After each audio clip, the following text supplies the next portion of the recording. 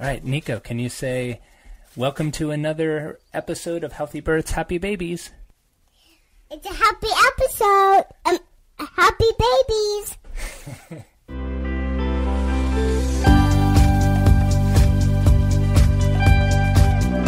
Welcome back to another episode of Healthy Births, Happy Babies. I'm Dr. Jay Warren. I'm the prenatal and pediatric chiropractor here at the Capuana Center. And this podcast is all about helping you have a proactively healthy pregnancy so you can have a safe, gentle, natural birth. And that's going to allow you to bring your baby into the world that much more gently and healthily so you can start off your family experience more powerfully than if it's full of stress and trauma and other health concerns. So if you are a fan of this show and you haven't yet subscribed, please do so. Wherever you listen to your podcasts, go ahead and subscribe so you don't miss a upcoming episode. And also, if you haven't rated or reviewed the podcast and you've enjoyed it and gotten value of it, that will really help me out because that'll allow this podcast to reach more and more parents like yourself that might be missing out on this type of information and helping them along their parenting journey. So thank you in advance for that. And thank you if you already have rated and reviewed.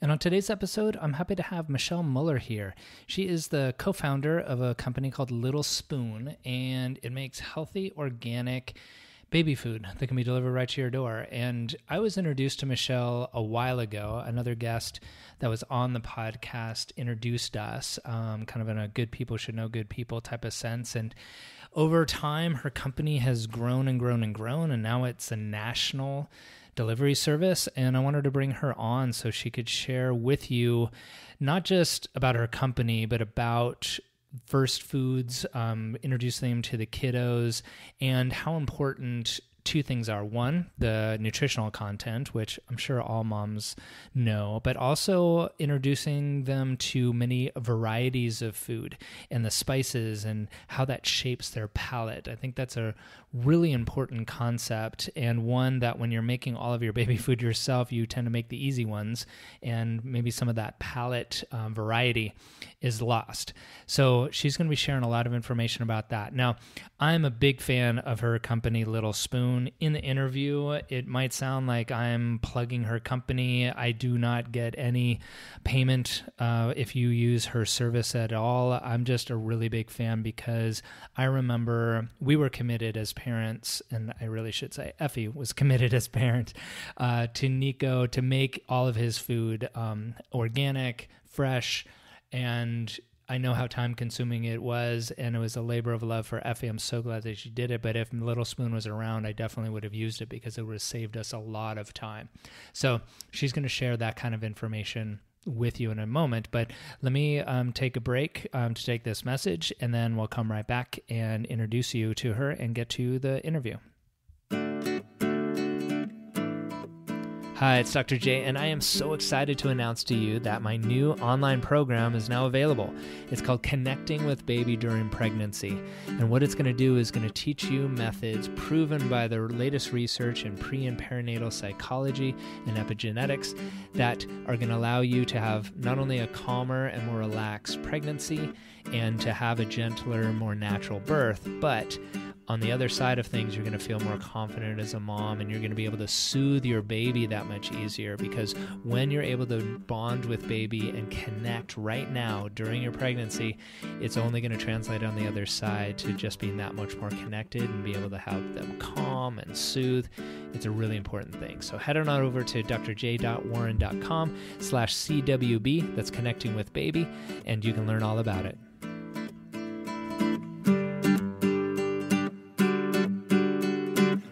Let me introduce Michelle to you a little bit more, and then we'll switch over to our conversation. Raised in Texas, Michelle enjoyed a down-home Southern upbringing, discovering a passion for food and cooking early on, while spending time with her grandmother in the kitchen. After moving to New York City and finding inspiration in the health and wellness world, she deepened her culinary interest, learning as much as she could about nutrition. When the first of her 3 boys was born, Michelle was lucky enough to take a year off from work to spend with him and, of course, make all of his baby food herself. Fast forward a couple years, and Michelle was back at her high-pressure job working typical New York City hours. With her second son now ready to eat solids and refusing to feed him jarred baby food, Michelle found herself using valuable weekend hours pureeing baby food instead of spending time with her boys. It was time for a career change. Michelle left a corporate job to launch the country's premier baby food nutrition plan delivery service called Little Spoon. Michelle believes strongly that every child deserves the most fresh and nutritious food possible. Now, with 3 healthy little foodies of her own, Pearce, Rylan, and Brandt, Michelle sees Little Spoon as the perfect opportunity to continue her mission and bring fresh baby food to growing children nationwide. In her spare time, you can find Michelle hanging out with her boys, running in Central Park, traveling the world, and culinary adventuring around New York City. So with that, let me switch over to my conversation with Michelle.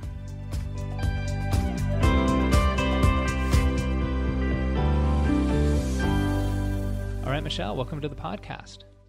Thank you so much. I'm excited to chat with you today. I know. Well, it was a couple months ago that we, started chatting. It was a mutual friend of ours, Mark, who's involved with expectful.com, who'd been on the podcast, who connected with us. And you have a Little Spoon company that's not so little anymore. We're going to be talking about that. You're national all over the place. But really what we're going to be talking about is, how do we feed our kids healthy and still stay sane at the same time when they're first starting their solids? And you have a great, great story that is that perfect entrepreneurial story, but also as a mom, like wanting to make a difference in the world. So share a little bit about that, how you started off and got to the point now where you have this national brand.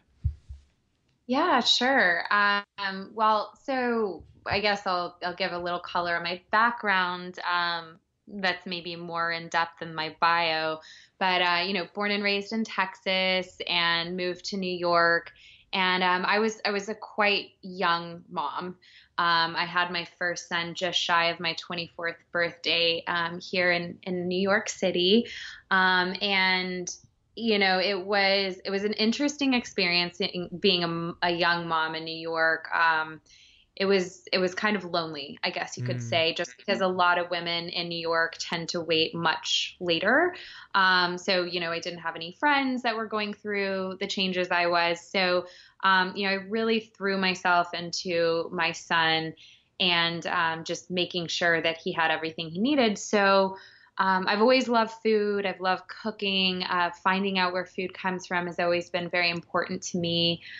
So when it was time to start feeding my son, I really loved walking through the Union Square Green Market and talking to the farmers and, picking out the produce. And it was such an exciting time to introduce food to my son. But inevitably moms get busy, and being a short order chef 24/7 is pretty much impossible for everyone. I mean, at some point, even the most amazing mom that makes all the food all the time is going to get sick and run down one day, right? So I wanted to take a look at what was available on store shelves just to have a backup. And when I started looking into it, I was just completely shocked. When you find out how the food is produced, we're talking about food being cooked at over 500 degrees Fahrenheit and just absolutely destroying the nutrients in the food. And then finding out that, in order to prevent the food from spoiling, they have to put a very large quantity of fruit into the blends. So essentially, you read these labels and it says something fabulous like spinach and peas and pear. But then when you turn around and read the ingredient list, it would say pear, peas, and spinach. The FDA requires that you always list the largest ingredient first. So I just realized, okay, this is a complete sugar bomb, and there's basically no nutrition in it. So this is not acceptable. I am lucky in that I have always been comfortable in a kitchen. I really enjoy cooking. It is my number one go-to for de-stressing, but I think the vast majority of busy parents in the world, that's not exactly what they would call their ideal way to de-stress is cooking in the kitchen. Right. They don't do anything not to cook. Right. So I thought it was insane that like, if, I'm even having a hard time feeding my kid, then certainly there's other people out there doing that. So at the time I was working in, corporate world and did a little research and some roundtable discussions, and ultimately over several months of contemplating, decided to leave and pursue launching a fresh baby food company. I have several co-founders who are majorly instrumental to helping this big idea come to fruition. But as a team, we came together and we really tried to think long and hard about how to make this not just convenient, but also effective for parents. So as we started developing our recipes, we realized this isn't just developing the palate for the child. This isn't just making sure they're exposed to tons of different, ingredients, vegetables, fruits, grains, herbs, and spices. It also is about the nutritional element. So we realize there's a lot of parents out there who know, okay, I want to expose my kids to as much as possible. I want them to be advanced eaters down the road, but how do I know what I'm giving them is the appropriate nutrients and vitamins for what they need right now? So we then, over the past, 5-6 months, as we've perfected and re-perfected and expanded our menu, we've evolved into something called the Little Spoon Blueprint. So when someone comes to littlespoon.com to sign up, they enter in all sorts of different data points. So how tall is your baby? How big is their head circumference? What is their weight? What type of developmental milestones have they reached at this point? Are they pushing themselves up? Are they rolling over? Are they babbling? So we enter in all this information, and then together with our pediatric nutrition council, where we have pediatricians and dietitians, we came up with customized meal plans specifically tailored to the child and at what developmental stage they are in. So we've optimized the food and the combinations of meals to ensure that your baby is getting all the nutrition and vitamins that they need at that point in time to make them, or to, help them develop in the best way possible, and then ultimately setting them up with a really fantastic foundation as they move into, the toddler years, adolescence, and then into adulthood. So, it's exciting. That's fascinating. I had no idea that you could do that kind of customized meal plan. What's an example of like nutrients or types of foods that at a different milestone a kid would need versus at a different one? Can you give one example? Sure. So iron is very important for muscle development. So, when babies are learning to push up, roll over, crawl, sit up, cruise, and then ultimately start walking, iron is really important. Vitamin D is another big one just for overall general health. So there's different there's 24 different macro and micronutrients that are needed in balance. And at certain points in progression, you may need a little bit more of one than another. But ultimately, we've come up with a plan. And so it's, like nurturing different systems. So whether it's the immune system or the digestive system, brain health and bone health, all sorts of different factors are involved. Right. That's amazing because it ties in with variety, right? Because I'm sure that I can speak as a parent, like I am not comfortable I'm comfortable in the kitchen. I don't love being in the kitchen. I'm not de-stressed in the kitchen. I'm stressed in the kitchen, especially I'm trying to cook with a kiddo. But Effie, thankfully, and for my son Nico as well, like she's like you. She loves being in the kitchen. She's really interested in nutrition alike.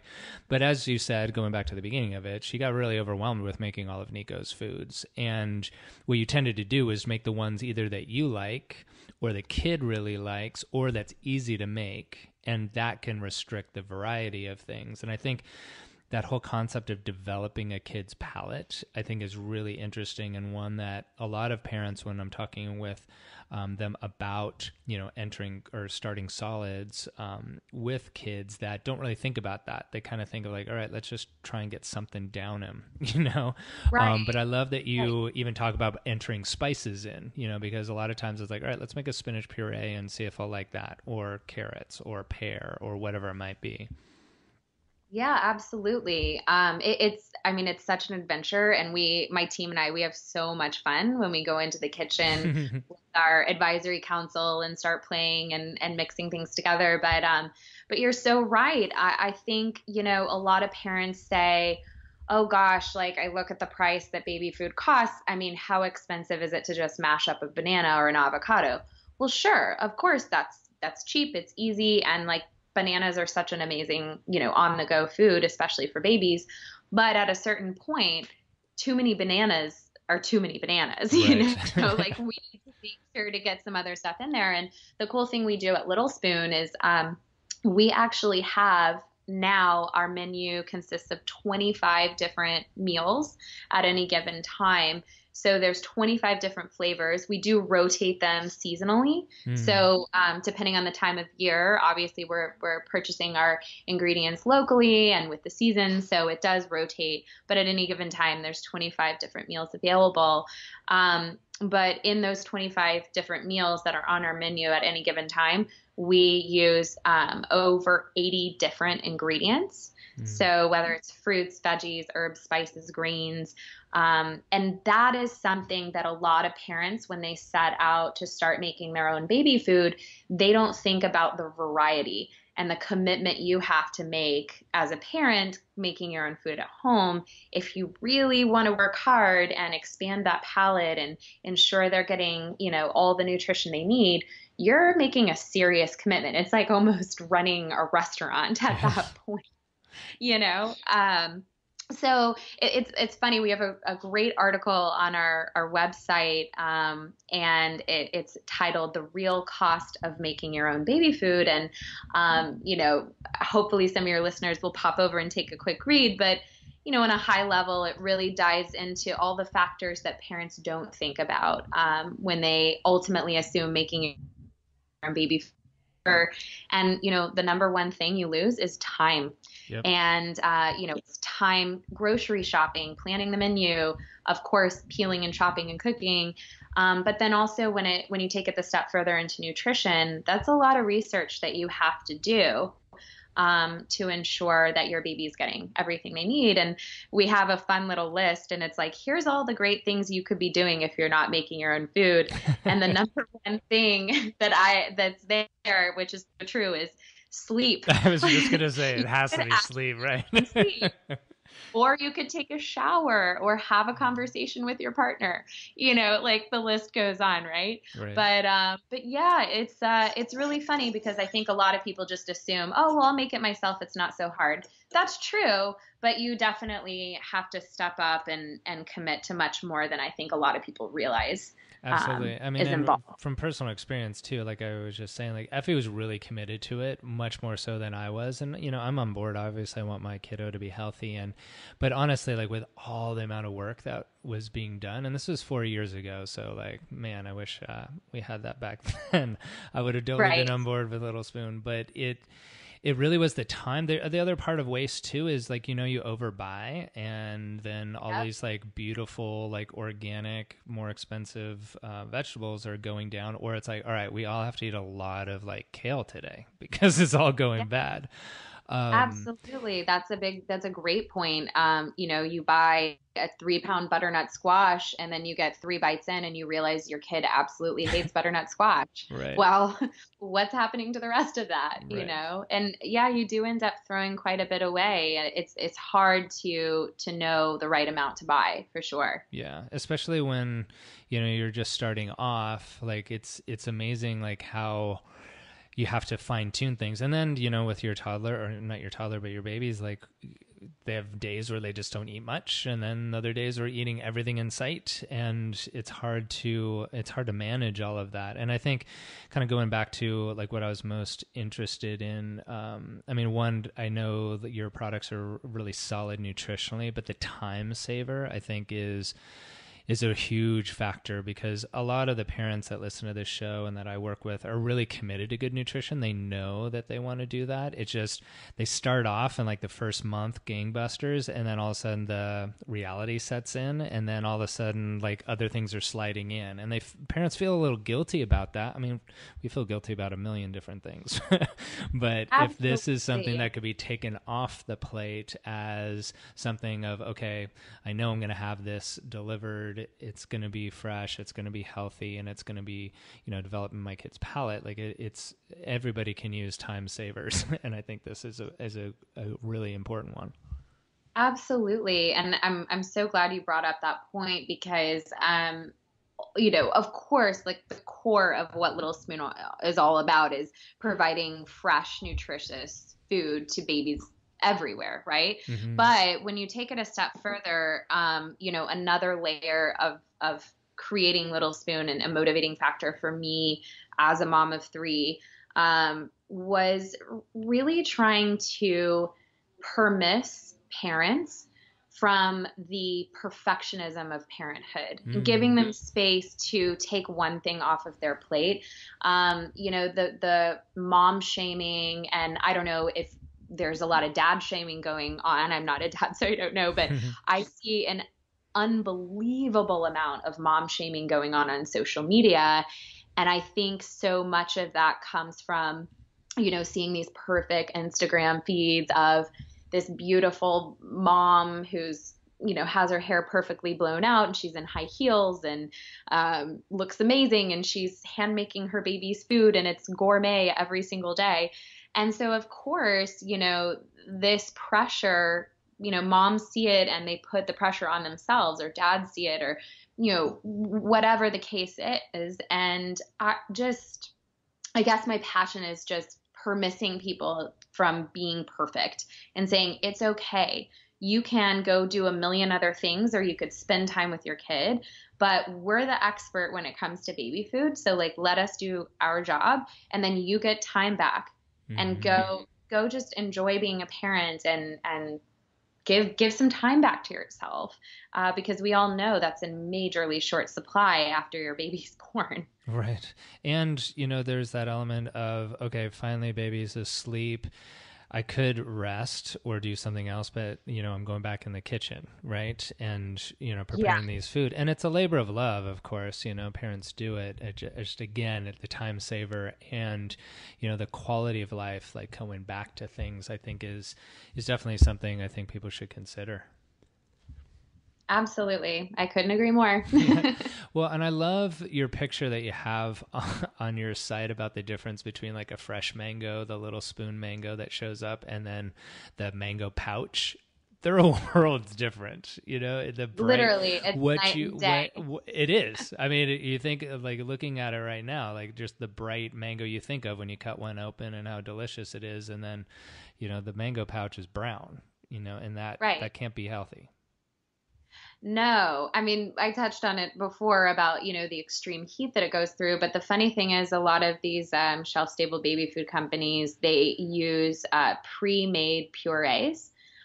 So they're produced and freeze-dried, essentially, and then they're shipped in bricks to the production facilities where they're reconstituted.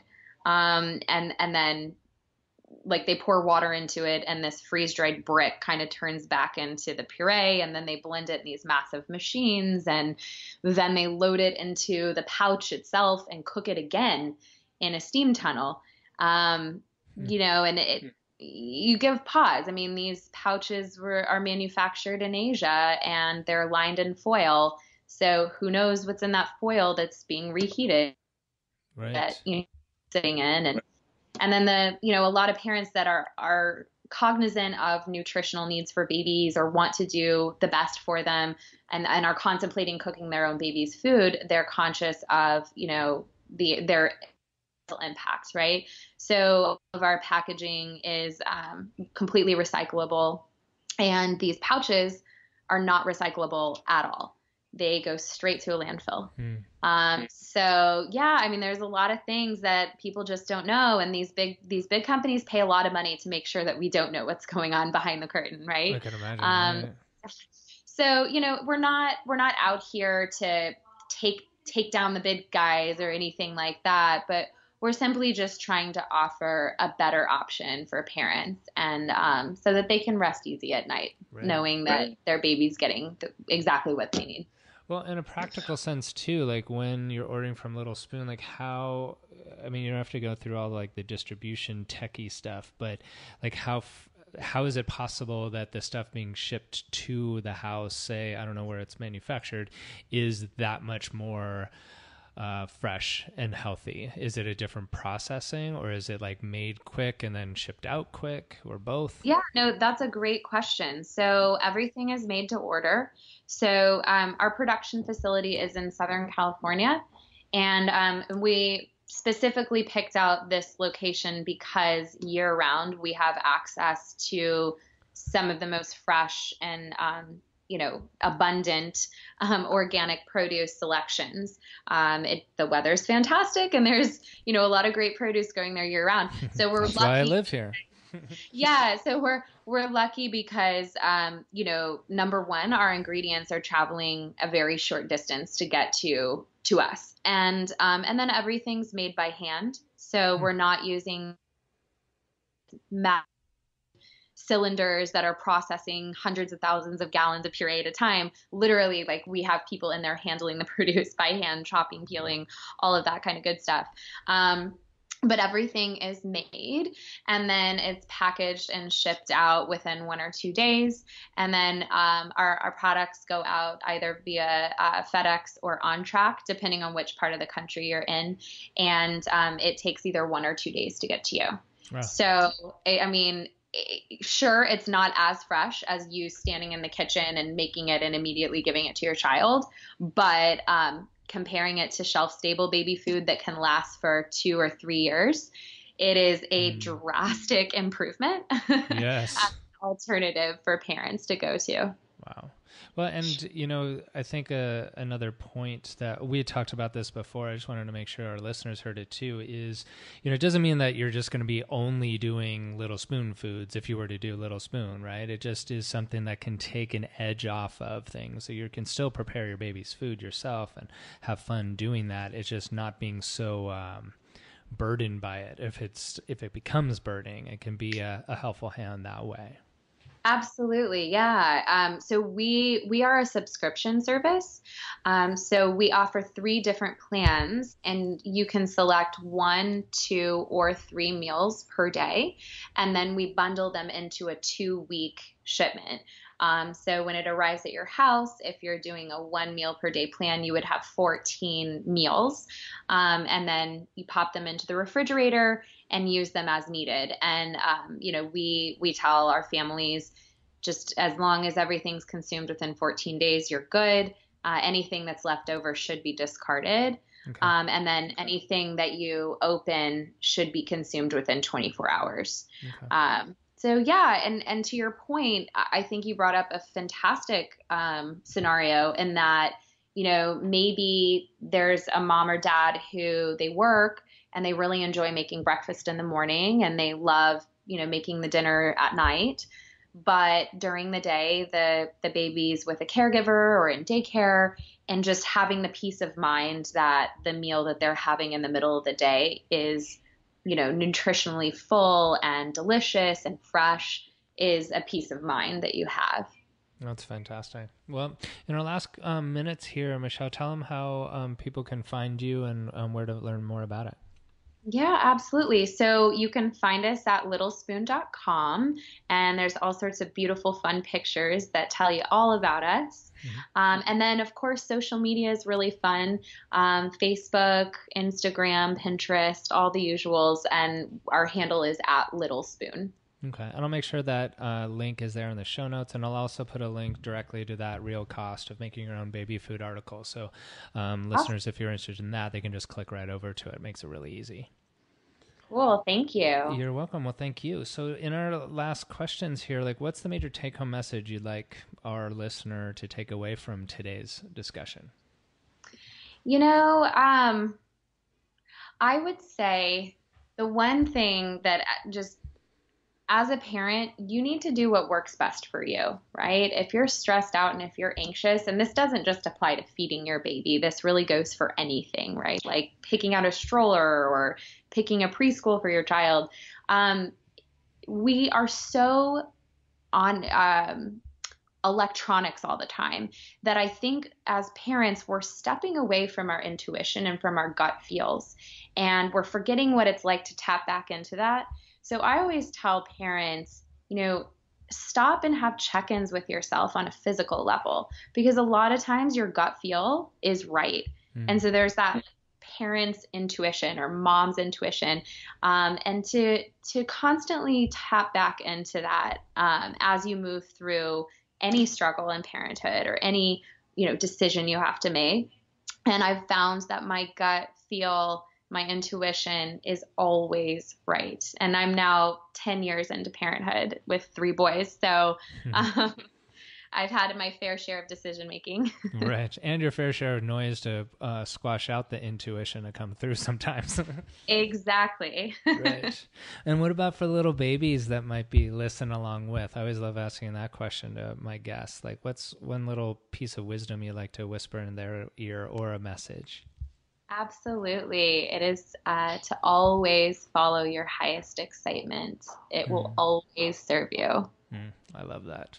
Well, Michelle, congratulations on Little Spoon. Congratulations on going national last week at the time of this recording. I think you're doing amazing things. Like, it's a piece of making parenthood that much easier, and obviously in a really impactful way, because you're helping our kids be healthier nutritionally, and also then allowing mom and dad to be a little more sane doing so. So I appreciate your time here. Thank you for being on, and I wish you all the best. Thank you so much. I really appreciate it. I had a great time. Thank you for joining us today. For more information about this episode and other natural childbirth and parenting topics, please visit us at capwellnesscenter.com or message us on our Facebook page with any questions you might have. We here at the Cap Wellness Center look forward to helping you and your family be as happy and healthy as you can be.